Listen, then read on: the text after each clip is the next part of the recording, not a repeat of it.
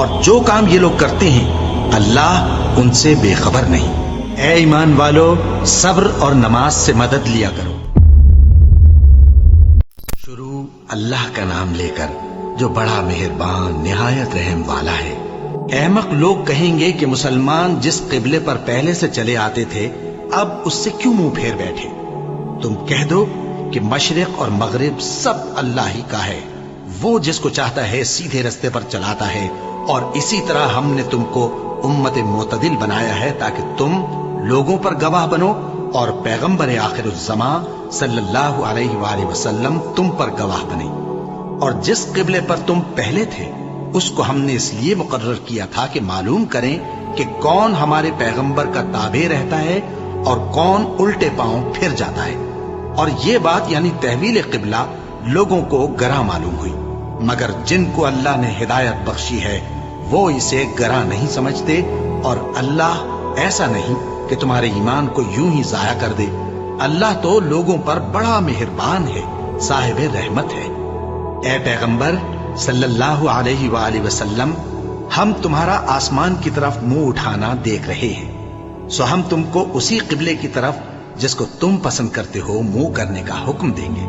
تو اپنا منہ مسجد حرام یعنی خانہ کعبہ کی طرف پھیر لو، اور تم لوگ جہاں ہوا کرو نماز پڑھنے کے وقت اسی مسجد کی طرف منہ کر لیا کرو۔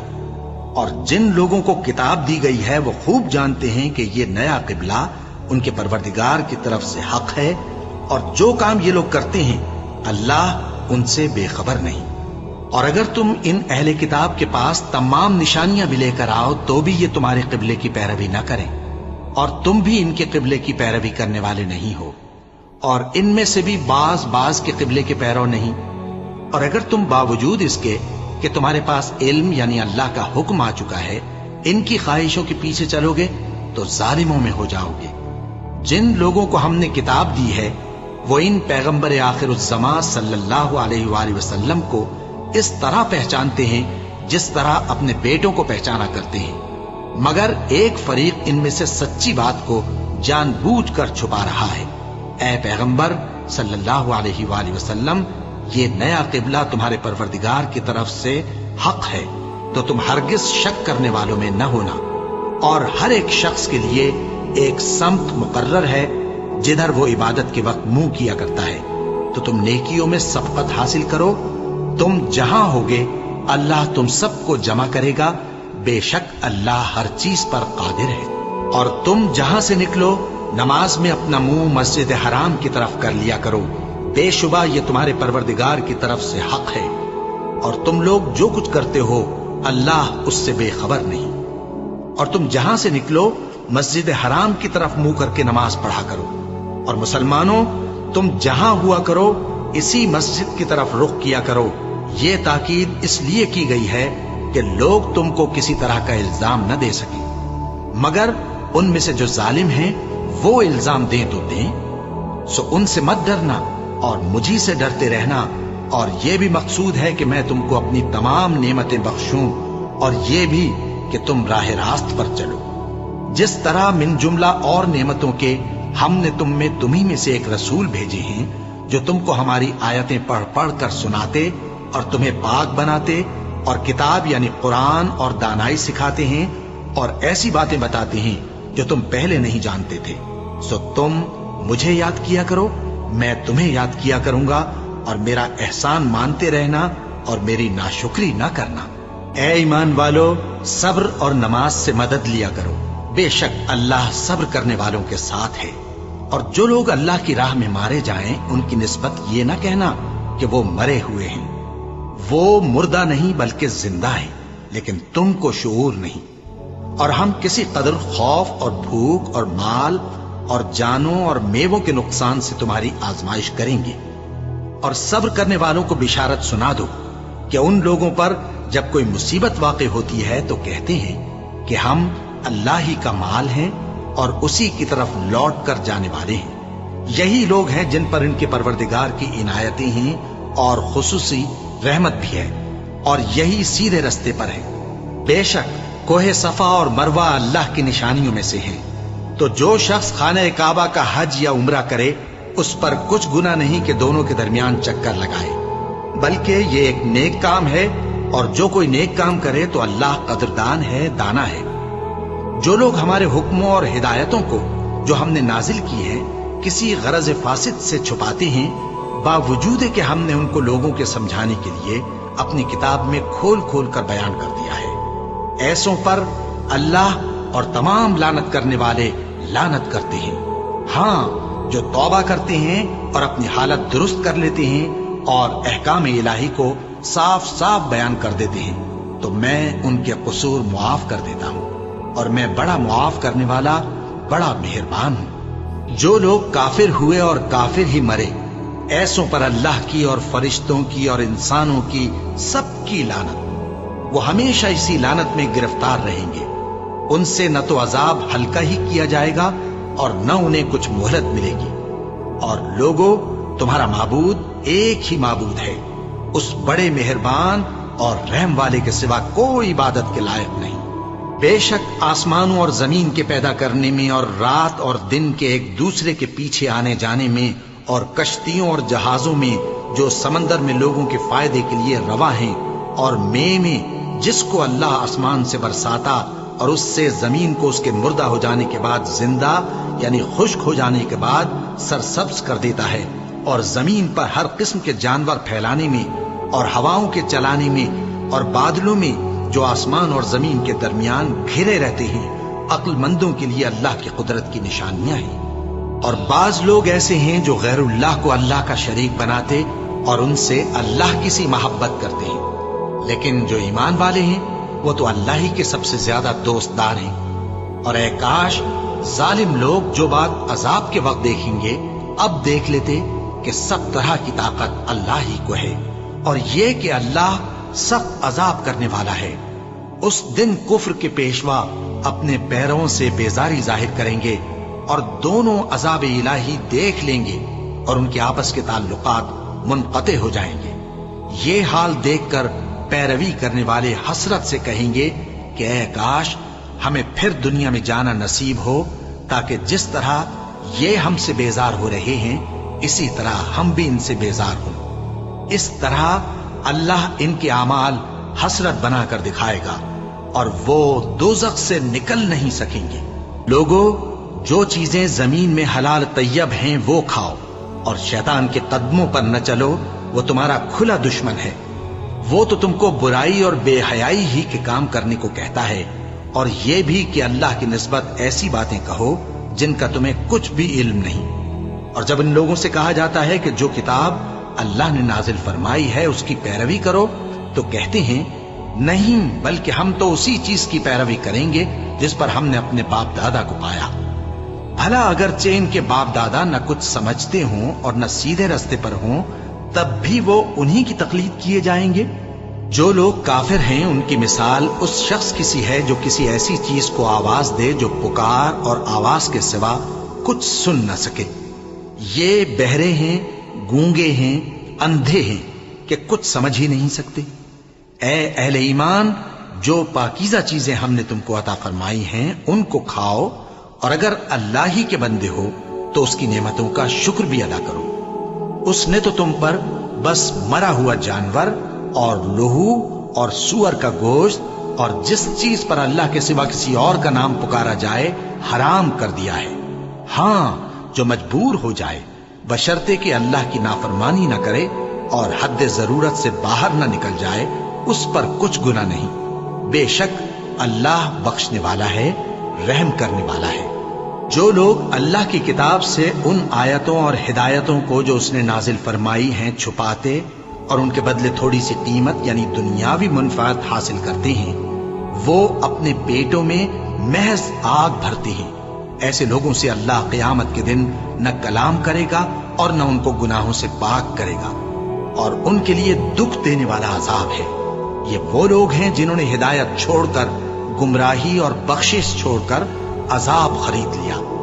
ये आतशे जहन्नम की कैसी बर्दाश्त करने वाले हैं। ये इसलिए कि अल्लाह ने किताब सच्चाई के साथ नाजिल फरमाई, और जिन लोगों ने इस किताब में इख्तिलाफ किया वो जिद में आकर नेकी से दूर हो गए हैं। نیکی یہی نہیں کہ تم مشرق و مغرب کو قبلہ سمجھ کر ان کی طرف منہ کر لو، بلکہ نیکی یہ ہے کہ لوگ اللہ پر اور روز آخر پر اور فرشتوں پر اور اللہ کی کتاب پر اور پیغمبروں پر ایمان لائیں، اور مال باوجود عزیز رکھنے کے رشتہ داروں اور یتیموں اور محتاجوں اور مسافروں اور مانگنے والوں کو دیں، اور گردنوں کے چھڑانے میں خرچ کریں، اور نماز پڑھیں اور زکوٰۃ دیں، اور جب عہد کر لیں تو اس کو پورا کریں، اور سختی اور تکلیف میں اور جنگ کے وقت ثابت قدم رہیں۔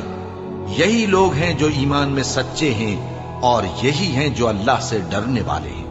مومنوں، تم کو مقتولوں کے بارے میں قصاص یعنی خون کے بدلے خون کا حکم دیا جاتا ہے، اس طرح پر کہ آزاد کے بدلے آزاد مارا جائے، اور غلام کے بدلے غلام، اور عورت کے بدلے عورت۔ اور اگر قاتل کو اس کے مقتول بھائی کے قصاص میں سے کچھ معاف کر دیا جائے تو وارث مقتول کو پسندیدہ طریق سے قرارداد کی پیروی یعنی مطالبہ خون بہا کرنا اور قاتل کو خوشخوئی کے ساتھ ادا کرنا چاہیے۔ یہ تمہارے پروردگار کی طرف سے تمہارے لیے آسانی اور مہربانی ہے۔ اب جو اس کے بعد زیادتی کرے اس کے لیے دکھ کا عذاب ہے۔ اور اے اہل عقل، حکم قصاص میں تمہاری زندگانی ہے کہ تم قتل و خونریزی سے بچو۔ تم پر فرض کیا جاتا ہے کہ جب تم میں سے کسی کو موت کا وقت آ جائے تو اگر وہ کچھ مال چھوڑ جانے والا ہو تو ماں باپ اور رشتہ داروں کے لیے دستور کے مطابق وصیت کر جائے۔ اللہ سے ڈرنے والوں پر یہ ایک حق ہے۔ پھر جو شخص وصیت کو سننے کے بعد اس کو بدل ڈالے تو اس کے بدلنے کا گناہ انہی لوگوں پر ہے جو اس کو بدلے، اور بے شک اللہ سنتا جانتا ہے۔ اب اگر کسی کو وصیت کرنے والے کی طرف سے کسی وارث کی طرفداری یا حق تلفی کا اندیشہ ہو تو اگر وہ وصیت کو بدل کر وارثوں میں صلح کرا دے تو اس پر کچھ گناہ نہیں، بے شک اللہ بخشنے والا ہے، رحم والا ہے۔ مومنوں، تم پر روزے فرض کیے گئے ہیں جس طرح تم سے پہلے لوگوں پر فرض کیے گئے تھے تاکہ تم پرہیزگار بنو۔ روزوں کے دن گنتی کے چند روز ہیں، تو جو شخص تم میں سے بیمار ہو یا سفر میں ہو تو دوسرے دنوں میں روزوں کا شمار پورا کر لے۔ اور جو لوگ روزہ رکھنے کی طاقت رکھیں لیکن رکھیں نہیں، وہ روزے کے بدلے محتاج کو کھانا کھلا دیں۔ اور جو کوئی اپنی مرضی سے زیادہ نیکی کرے تو اس کے حق میں زیادہ اچھا ہے، اور اگر سمجھو تو روزہ رکھنا ہی تمہارے حق میں بہتر ہے۔ روزوں کا مہینہ رمضان کا مہینہ ہے جس میں قرآن اول نازل ہوا، جو لوگوں کا رہنما ہے اور جس میں ہدایت کی کھلی نشانیاں ہیں اور جو حق و باطل کو الگ الگ کرنے والا ہے۔ تو جو کوئی تم میں سے اس مہینے میں موجود ہو چاہیے کہ پورے مہینے کے روزے رکھے، اور جو بیمار ہو یا سفر میں ہو تو دوسرے دنوں میں روزے رکھ کر ان کا شمار پورا کر لے۔ اللہ تمہارے حق میں آسانی چاہتا ہے اور سختی نہیں چاہتا، اور یہ آسانی کا حکم اس لیے دیا گیا ہے کہ تم روزوں کا شمار پورا کر لو، اور اس احسان کے بدلے کہ اللہ نے تم کو ہدایت بخشی ہے تم اس کو بزرگی سے یاد کرو اور اس کا شکر کرو۔ اور اے پیغمبر، جب تم سے میرے بندے میرے بارے میں دریافت کریں تو انہیں معلوم ہو کہ میں تو تمہارے پاس ہی ہوں۔ جب کوئی پکارنے والا مجھے پکارتا ہے تو میں اس کی دعا قبول کرتا ہوں۔ تو ان کو چاہیے کہ میرے حکموں کو مانیں اور مجھ پر ایمان رکھیں تاکہ نیک رستہ پائیں۔ روزوں کی راتوں میں تمہارے لیے اپنی عورتوں کے پاس جانا جائز کر دیا گیا ہے، وہ تمہاری پوشاک ہیں اور تم ان کی پوشاک ہو۔ اللہ کو معلوم ہے کہ تم ان کے پاس جانے سے اپنے حق میں خیانت کرتے تھے، سو اس نے تم پر مہربانی کی اور تمہاری حرکات سے درگزر فرمائی، تو اب تم کو اختیار ہے کہ ان سے مباشرت کرو۔ اور اللہ نے جو چیز تمہارے لیے لکھ رکھی ہے یعنی اولاد، اس کو اللہ سے طلب کرو اور کھاؤ اور پیو یہاں تک کہ صبح کی سفید دھاری رات کی سیاہ دھاری سے الگ نظر آنے لگے، پھر روزہ رکھ کر رات تک پورا کرو۔ اور جب تم مسجدوں میں اعتکاف بیٹھتے ہو تو ان سے مباشرت نہ کرو، یہ اللہ کی حدیں ہیں، ان کے پاس نہ جانا۔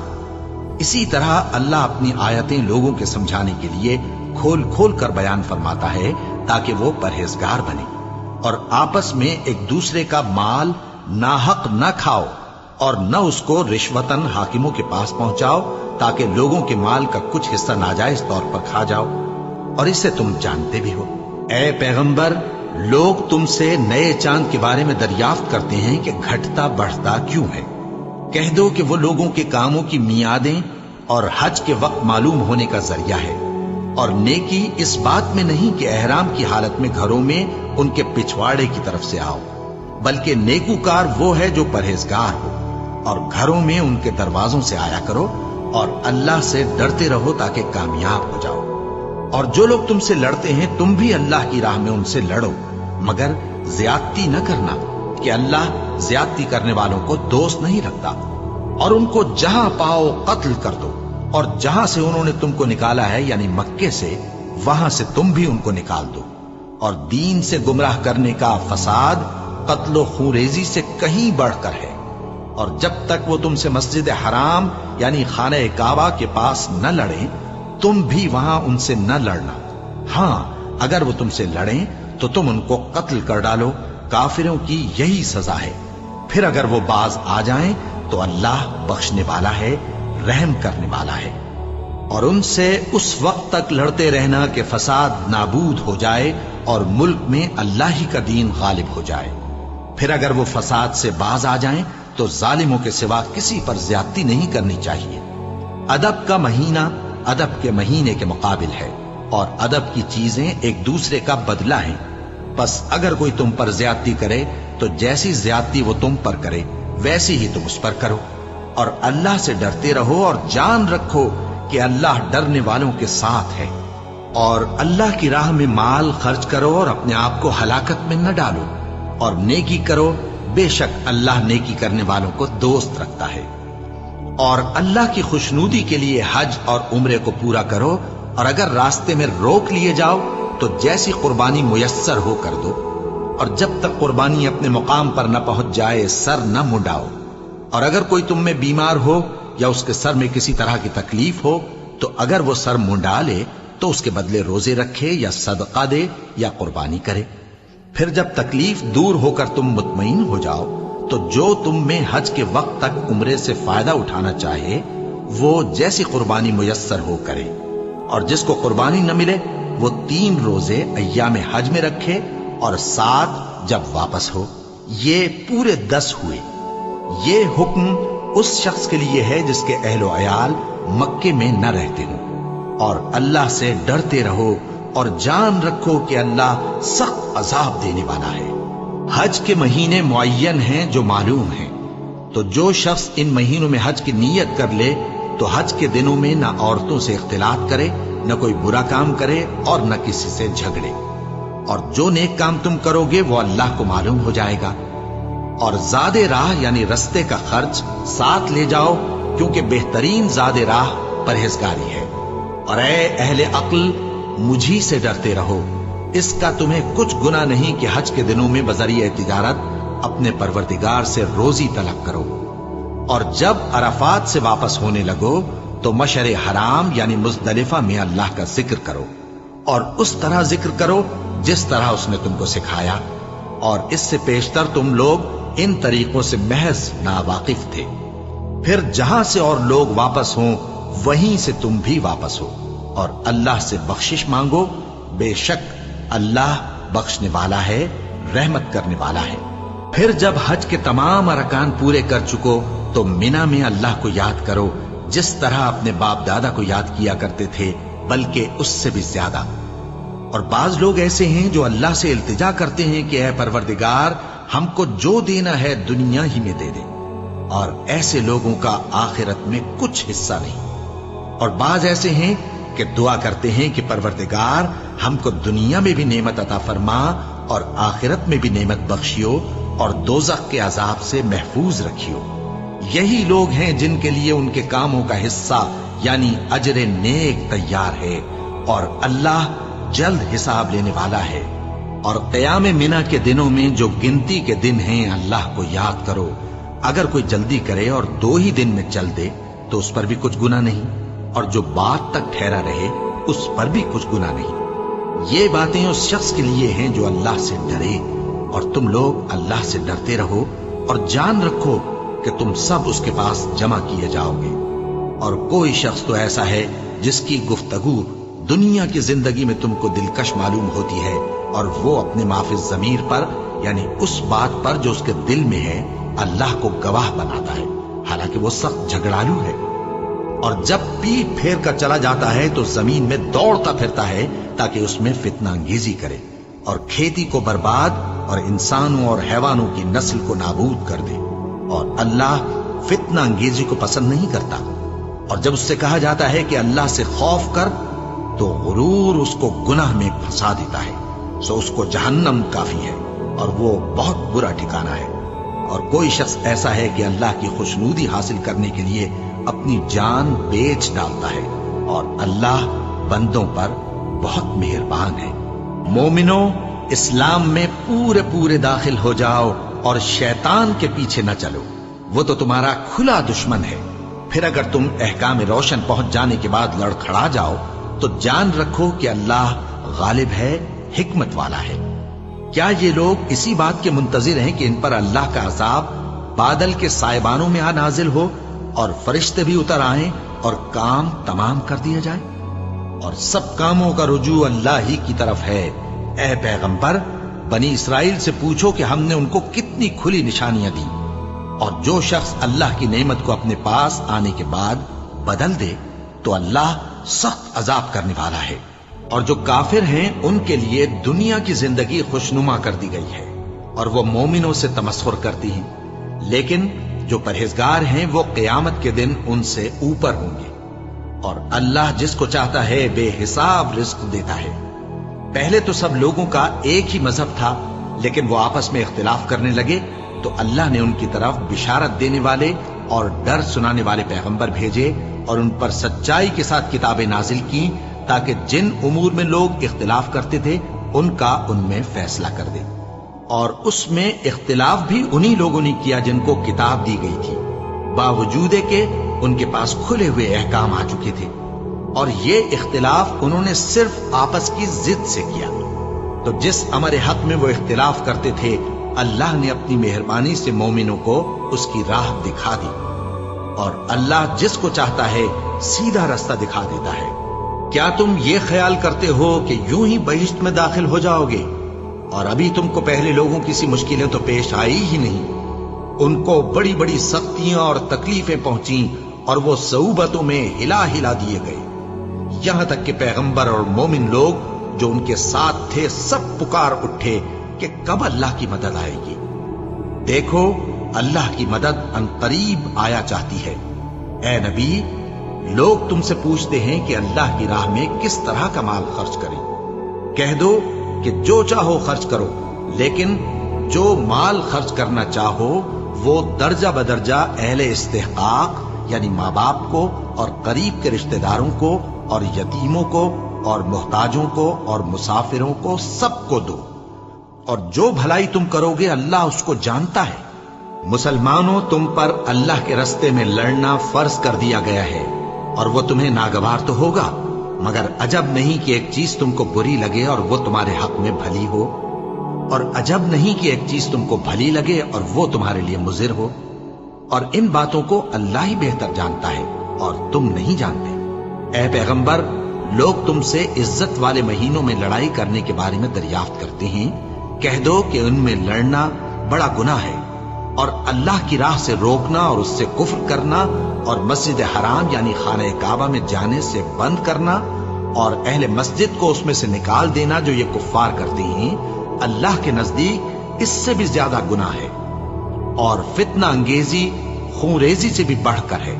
اور یہ لوگ ہمیشہ تم سے لڑتے رہیں گے، یہاں تک کہ اگر مقدور رکھیں تو تم کو تمہارے دین سے پھیر دیں، اور جو کوئی تم میں سے اپنے دین سے پھر کر کافر ہو جائے گا اور کافر ہی مرے گا تو ایسے لوگوں کے اعمال دنیا اور آخرت دونوں میں برباد ہو جائیں گے، اور یہی لوگ دوزخ میں جانے والے ہیں جس میں ہمیشہ رہیں گے۔ جو لوگ ایمان لائے اور اللہ کے لیے وطن چھوڑ گئے اور کفار سے جنگ کرتے رہے وہی اللہ کی رحمت کے امیدوار ہیں، اور اللہ بخشنے والا ہے، رحمت کرنے والا ہے۔ اے پیغمبر، لوگ تم سے شراب اور جوئے کا حکم دریافت کرتے ہیں، کہہ دو کہ ان میں گناہ بڑے ہیں اور لوگوں کے لیے کچھ فائدے بھی ہیں، مگر ان کے گناہ فائدوں سے کہیں زیادہ ہیں۔ اور یہ بھی تم سے پوچھتے ہیں کہ اللہ کی راہ میں کون سا مال خرچ کریں۔ कह दो कि जो जरूरत से ज्यादा हो। इस तरह अल्लाह तुम्हारे लिए अपने अहकाम खोल खोल कर बयान फरमाता है ताकि तुम सोचो, यानी दुनिया और आखिरत की बातों में गौर करो। और तुमसे यतीमों के बारे में भी दरियाफ्त करते हैं, कह दो कि उनकी हालत की इस्लाह बहुत अच्छा काम है। और अगर तुम उनसे मिलजुल कर रहना यानी खर्च इकट्ठा रखना चाहो तो वो तुम्हारे भाई हैं, और अल्लाह खूब जानता है कि खराबी करने वाला कौन है और इस्लाह करने वाला कौन। और अगर अल्लाह चाहता तो तुमको तकलीफ में डाल देता, बेशक अल्लाह गालिब है, हिकमत वाला है। और मोमिनो मुशरिक औरतों से जब तक वो ईमान न लाएं निकाह न करना, क्योंकि मुशरिक औरत खा तुमको कैसी ही भली लगे उससे मोमिन लौंडी बेहतर है। और इसी तरह मुशरिक मर्द जब तक ईमान न लाएं मोमिन औरतों को उनकी ज़ौजियत में न देना, क्योंकि मुशरिक मर्द से खा वो तुमको कैसा ही भला लगे मोमिन गुलाम बेहतर है। ये मुशरिक लोगों को दोज़ख की तरफ बुलाती हैं, और अल्लाह अपनी मेहरबानी से बहिश्त और बख्शिश की तरफ बुलाता है, और अपने हुक्म लोगों से खोल खोल कर बयान करता है ताकि नसीहत हासिल करें। और तुमसे हैज के बारे में दरियाफ्त करते हैं, कह दो वो तो नजासत है, सो अय्याम हैज में औरतों से किनारा कश रहो, और जब तक वो पाक न हो जाएं उनसे मुकारबत न करो। हाँ, जब वो पाक हो जाएं तो जिस तरीक से अल्लाह ने तुम्हें इरशाद फरमाया है उनके पास जाओ। कुछ शक नहीं कि अल्लाह तौबा करने वालों और पाक साफ रहने वालों को दोस्त रखता है। तुम्हारी औरतें तुम्हारी खेती हैं, तो अपनी खेती में जिस तरह चाहो जाओ, और अपने लिए नेक अमल आगे भेजो, और अल्लाह से डरते रहो, और जान रखो कि एक दिन तुम्हें उसके रूबरू हाजिर होना है। और ऐ पैगंबर, ईमान वालों को बिशारत सुना दो, और अल्लाह के नाम को इस बात का हीला न बनाना कि उसकी कस्में खा खाकर सुलूक करने और परहेजगारी करने और लोगों में सुलह साजगारी कराने से रुक जाओ। और अल्लाह सब कुछ सुनता है, जानता है। अल्लाह तुम्हारी लग़व कस्मों पर तुमसे मुआवजा नहीं करेगा, लेकिन जो कस्में तुम कसदे दिली से खाओगे उन पर मुआवजा करेगा। और अल्लाह बख्शने वाला है, बुर्दबार है। जो लोग अपनी औरतों के पास जाने की कसम खा लें उनको 4 महीने तक इंतजार करना चाहिए। अगर इस अरसे में कसम से रुजू कर लें तो अल्लाह बख्शने वाला है, मेहरबान है। और अगर तलाक का इरादा कर लें तो भी अल्लाह सुनता है, जानता है। और तलाक वाली औरतें 3 हैज तक अपने तईं रोके रहें। और अगर वो अल्लाह और रोजे क़यामत पर ईमान रखती हैं तो उनको जायज नहीं कि अल्लाह ने जो कुछ उनके शिकम में पैदा किया है उसको छुपाएं। और उनके खाविंद अगर फिर मुआफ़िक़त चाहें तो इस मुद्दत में वो उनको अपनी ज़ौजियत में ले लेने के ज्यादा हकदार हैं। और औरतों का हक मर्दों पर वैसा ही है जैसे दस्तूर के मुताबिक मर्दों का हक औरतों पर है। अलबत्ता मर्दों को औरतों पर एक दर्जा फजीलत है, और अल्लाह गालिब है, साहिब हिकमत है। तलाक सिर्फ 2 बार है, यानी जब 2 दफा तलाक दे दी जाए तो फिर औरतों को या तो बतरीक़े शाइस्ता निकाह में रहने देना है या भलाई के साथ छोड़ देना। और ये जायज नहीं कि जो मेहर तुम उनको दे चुके हो उसमें से कुछ वापस ले लो। हाँ, अगर जनो शौहर को खौफ हो कि वो अल्लाह की हदों को कायम नहीं रख सकेंगे तो अगर औरत खाविंद के हाथ से रिहाई पाने के बदले में कुछ दे डाले तो दोनों पर कुछ गुनाह नहीं। ये अल्लाह की मुकर्रर की हुई हदें हैं, इनसे बाहर न निकलना। और जो लोग अल्लाह की हदों से बाहर निकल जाएंगे वो गुनाहगार होंगे। फिर अगर शौहर 2 तलाकों के बाद तीसरी तलाक औरत को दे दे तो उसके बाद जब तक औरत किसी दूसरे शख्स से निकाह न कर ले उस पहले शौहर पर हलाल न होगी। हाँ, अगर दूसरा खाविंद भी तलाक दे दे और औरत और पहला खाविंद फिर एक दूसरे की तरफ रुजू कर लें तो उन पर कुछ गुनाह नहीं, बशर्ते के दोनों यकीन करें कि अल्लाह की हदों को कायम रख सकेंगे। और ये अल्लाह की हदें हैं, इनको वो उन लोगों के लिए बयान फरमाता है जो इल्म रखते हैं। और जब तुम औरतों को 2 दफा तलाक दे चुको और उनकी इद्दत पूरी हो जाए तो उन्हें या तो हुस्न सुलूक से निकाह में रहने दो या बतरीक़े शाइस्ता रुखसत कर दो। और इस नीयत से उनको निकाह में न रहने देना चाहिए कि उन्हें तकलीफ दो और उन पर ज्यादती करो। और जो ऐसा करेगा वो अपना ही नुकसान करेगा। और अल्लाह के अहकाम को हंसी और खेल न बनाओ। और अल्लाह ने तुमको जो नेमतें बख्शी हैं और तुम पर जो किताब और दानाई की बातें नाजिल की हैं جن سے وہ تمہیں نصیحت فرماتا ہے ان کو یاد کرو، اور اللہ سے ڈرتے رہو، اور جان رکھو کہ اللہ ہر چیز سے واقف ہے۔ اور جب تم عورتوں کو طلاق دے چکو اور ان کی عدت پوری ہو جائے تو ان کو اپنے شوہروں کے ساتھ جب وہ آپس میں جائز طور پر راضی ہو جائیں نکاح کرنے سے مت روکو۔ اس حکم سے اس شخص کو نصیحت کی جاتی ہے جو تم میں اللہ اور روز آخر پر یقین رکھتا ہے۔ یہ تمہارے لیے نہایت خوب اور بہت پاکیزگی کی بات ہے، اور اللہ جانتا ہے اور تم نہیں جانتے۔ اور مائیں اپنے بچوں کو پورے 2 سال دودھ پلائیں، یہ حکم اس شخص کے لیے ہے جو پوری مدت تک دودھ پلوانا چاہے، اور دودھ پلانے والی ماؤں کا کھانا اور کپڑا دستور کے مطابق باپ کے ذمے ہوگا۔ کسی شخص کو اس کی طاقت سے زیادہ تکلیف نہیں دی جاتی، تو یاد رکھو کہ نہ تو ماں کو اس کے بچے کے سبب نقصان پہنچایا جائے اور نہ باپ کو اس کی اولاد کی وجہ سے نقصان پہنچایا جائے، اور اسی طرح نان و نفقہ بچے کے وارث کے ذمے ہے۔ اور اگر دونوں یعنی ماں باپ آپس کی رضامندی اور صلاح سے بچے کا دودھ چھڑانا چاہیں تو ان پر کچھ گناہ نہیں، اور اگر تم اپنی اولاد کو دودھ پلوانا چاہو تو تم پر کچھ گناہ نہیں، بشرطے کہ تم دودھ پلانے والیوں کو دستور کے مطابق ان کا حق جو تم نے دینا کیا تھا دے دو۔ اور اللہ سے ڈرتے رہو اور جان رکھو کہ جو کچھ تم کرتے ہو اللہ اس کو دیکھ رہا ہے۔ اور جو لوگ تم میں سے مر جائیں اور عورتیں چھوڑ جائیں تو وہ عورتیں 4 مہینے اور 10 دن اپنے آپ کو روکے رہیں، اور جب یہ عدت پوری کر چکیں اور اپنے حق میں پسندیدہ کام یعنی نکاح کر لیں تو تم پر کچھ گناہ نہیں، اور اللہ تمہارے سب کاموں سے واقف ہے۔ اگر تم اشارے کنائے میں عورتوں کو نکاح کا پیغام بھیجو یا نکاح کی خواہش کو اپنے دلوں میں مخفی رکھو تو تم پر کچھ گناہ نہیں۔ اللہ کو معلوم ہے کہ تم ان سے نکاح کا ذکر کرو گے، مگر ایام عدت میں اس کے سوا کے دستور کے مطابق کوئی بات کہہ دو، پوشیدہ طور پر ان سے قول و قرار نہ کرنا، اور جب تک عدت پوری نہ ہو لے نکاح کا پختہ ارادہ نہ کرنا۔ اور جان رکھو کہ جو کچھ تمہارے دلوں میں ہے اللہ کو سب معلوم ہے، تو اس سے ڈرتے رہو، اور جان رکھو کہ اللہ بخشنے والا ہے، حلم والا ہے۔ اور اگر تم عورتوں کو ان کے پاس جانے یا ان کا مہر مقرر کرنے سے پہلے طلاق دے دو تو تم پر کچھ گناہ نہیں، ہاں ان کو دستور کے مطابق کچھ خرچ ضرور دو، یعنی مقدور والا اپنے مقدور کے مطابق دے اور تنگ دست اپنی حیثیت کے مطابق۔ نیک لوگوں پر یہ ایک طرح کا حق ہے۔ اور اگر تم عورتوں کو ان کے پاس جانے سے پہلے طلاق دے دو لیکن مہر مقرر کر چکے ہو تو آدھا مہر دینا ہوگا۔ ہاں اگر عورتیں مہر بخش دیں یا مرد جن کے ہاتھ میں عقد نکاح ہے اپنا حق چھوڑ دیں اور پورا مہر دے دیں تو ان کو اختیار ہے۔ اور اگر تم مرد لوگ ہی اپنا حق چھوڑ دو تو یہ پرہیزگاری کی بات ہے، اور آپس میں بھلائی کرنے کو فراموش نہ کرنا۔ کچھ شک نہیں کہ اللہ تمہارے سب کاموں کو دیکھ رہا ہے۔ مسلمانوں، سب نمازیں خصوصاً بیچ کی نماز یعنی نماز عصر پورے اہتمام کے ساتھ ادا کرتے رہو، اور اللہ کے آگے ادب سے کھڑے رہا کرو۔